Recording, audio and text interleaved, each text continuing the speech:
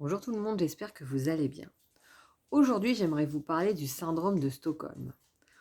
On a pu déjà tous en entendre parler, mais est-ce que vous avez vraiment été plus loin dans sa conception et est-ce que vous avez fait le lien par rapport aux relations toxiques avec un pervers narcissique?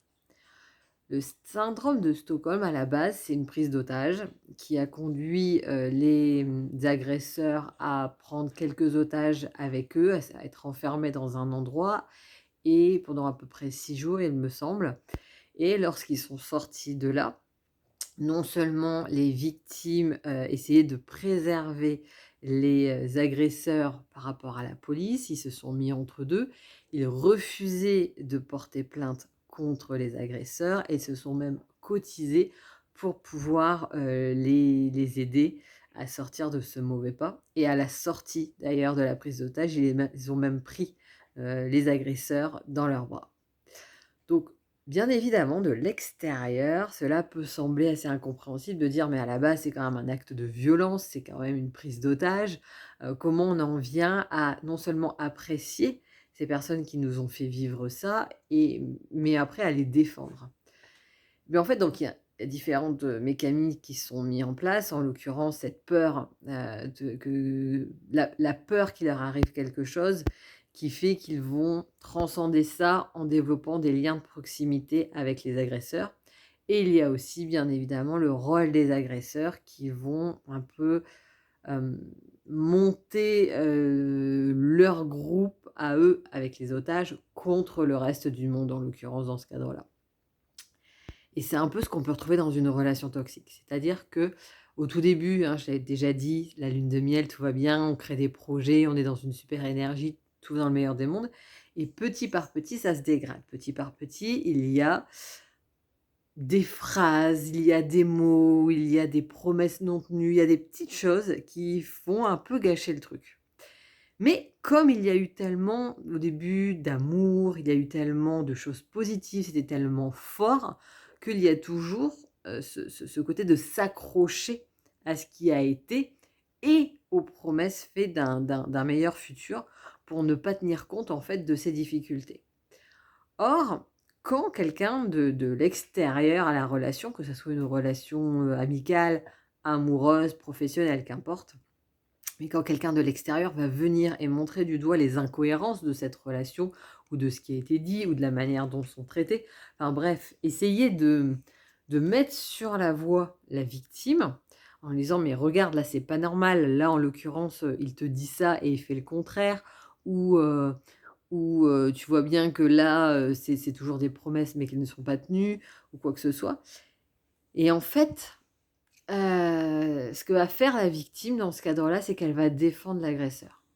Pour plusieurs raisons. Déjà, en premier lieu, parce que comme je le disais au tout début, c'était tellement fort avec cette personne qu'elle a tellement amené une impression que tout va bien, que la victime est forte et merveilleuse et cetera, qu'il y a une sorte de besoin de rendre l'appareil, en fait. Après, il y a aussi, justement une telle douleur, une telle souffrance lors des pics, du pervers narcissique ou de la perverse narcissique, hein, les 2 fonctionnent, que c'est tellement douloureux que pour la personne, c'est très compliqué de l'accepter et de retenir ça. Elle va préférer justement trouver des excuses à la personne et plutôt que de se confronter à sa peur, plutôt que de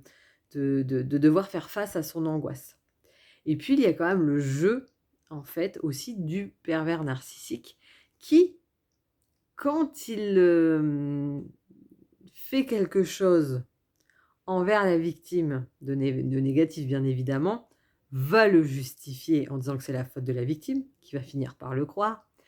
Et quand il critique les autres à l'extérieur, mine de rien, des petites choses par-ci par-là pour juger les autres, pour les critiquer ou quoi que ce soit, il prend la victime avec lui pour en faire un allié. Donc la victime va, vouloir à la fois justifier ce qu'elle a accepté et d'entendre et de chez l'autre, Elle va vouloir le préserver par rapport à tout l'impression des bienfaits qui lui étaient apportés dans la relation, mais elle va aussi vouloir se protéger, pour que ça ne soit pas contre elle que ça se retourne.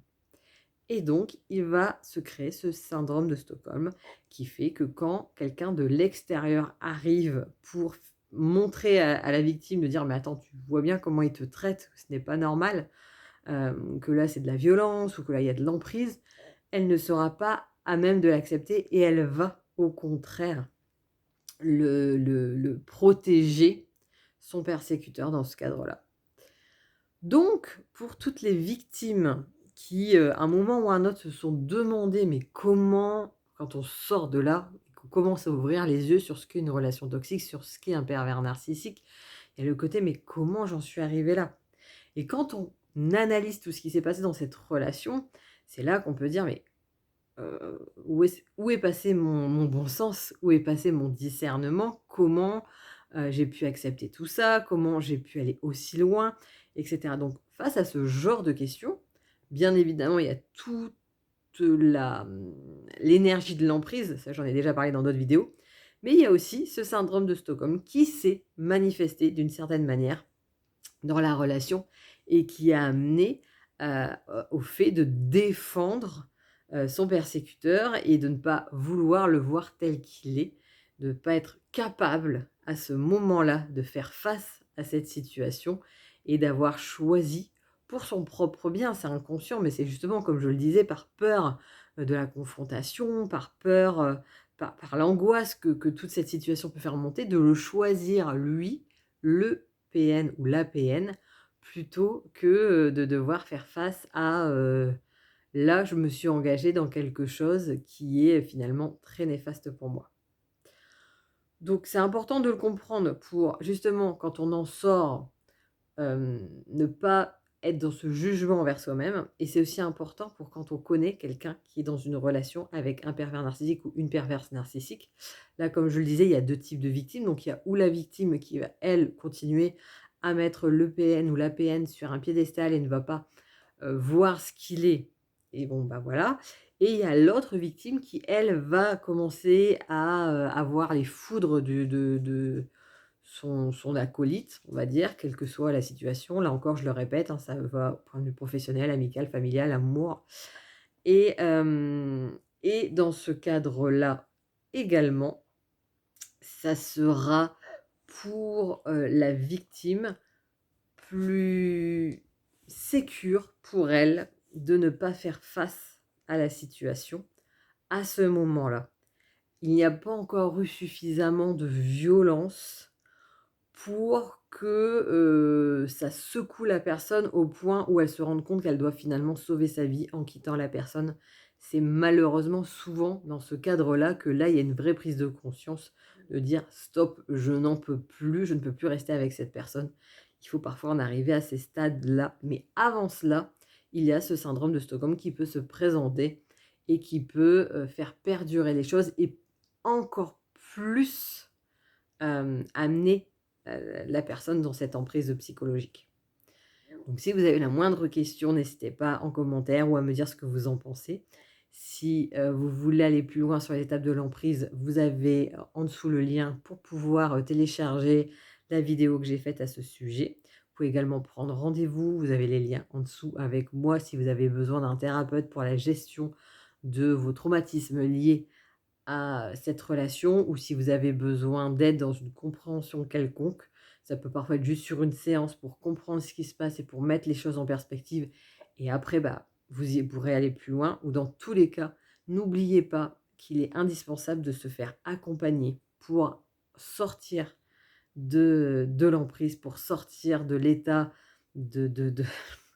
l'état pitoyable dans lequel on peut sortir de ce genre de relation et se reconstruire sur des bases saines. Donc croyez en vous,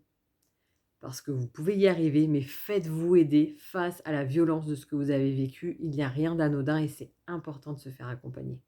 Je vous souhaite une excellente journée, je vous dis à bientôt.